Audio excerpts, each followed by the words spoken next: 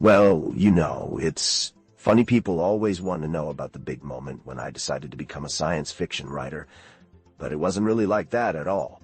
I was just this kid in Berkeley in the 1940s, working in a record shop, completely obsessed with classical music and philosophy, and I stumbled into writing almost by accident.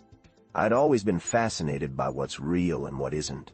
Even as a teenager, I'd lie awake at night wondering, how do I know this world around me is actually here? What if everything I think I'm experiencing is just some elaborate deception?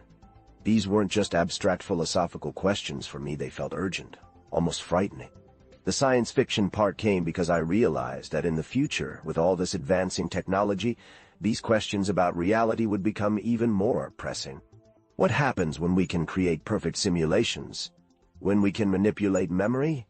When we can't tell the difference between human and artificial intelligence? The future seemed like the perfect laboratory for exploring these paranoid possibilities that kept me up at night.